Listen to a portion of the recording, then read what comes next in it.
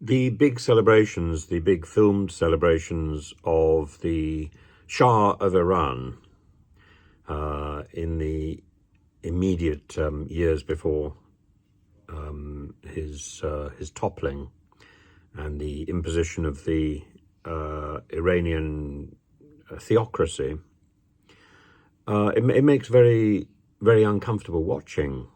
Particularly when you notice the absence of a crowd, the absence of the public. And that's not only the absence of a public who approve and applaud all the pomp, but also those who protest. And the letters which have gone out apparently in the last few days from the Home Office telling people that should they protest, the laws have now changed and they could face 12 months behind bars, those protesters who block roads, airports, railways, those protesters who lock themselves onto buildings or onto each other could go to prison for 6 months or face an unlimited fine. Those who are protesting will be able to be stopped and searched on impulse by the police if they suspect that they are going to cause chaos. These sudden letters telling protesters, and particularly targeted at anti-monarchists, the people, not my king, in the days immediately before the coronation, it's very alarming. This is not our country. I don't recognise the current Home Office as credible. It seems obsessed with authoritarian knee-jerk responses and is incapable of doing the real work that it's set out to do. It still isn't processing visas. It still isn't sorting out the huge backlog of applications from migrants to this country.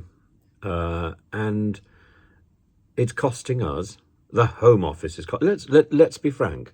It's not the migrants in hotels, it's the Home Office that is costing us £6 million extra a day because of its incompetence. And now it's got a bill of God knows what for sending out letters to Republic and to anti-monarchists and not my king lot. Yes, we know that as the royal procession makes its way up Whitehall and reaches the statue of King Charles I, there will be protesters clinging to it, saying, "Not my king, not my king." Surely that is what we expect, and it's absurd.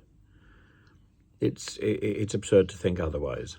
That's part of the structure of our life, and of our nation. And the BBC will give that equal time as it gives anything else on the basis of impartiality. The impartiality rules, of course, pander to these smaller groups who are protesting, and rightly so. But it gives us a slightly skewed view of the mood of the nation. But still, the enthusiasm for the coronation is perhaps more muted than the enthusiasm for the Diamond Jubilee, or even in the enthusiasm to come to the funeral of the late Queen.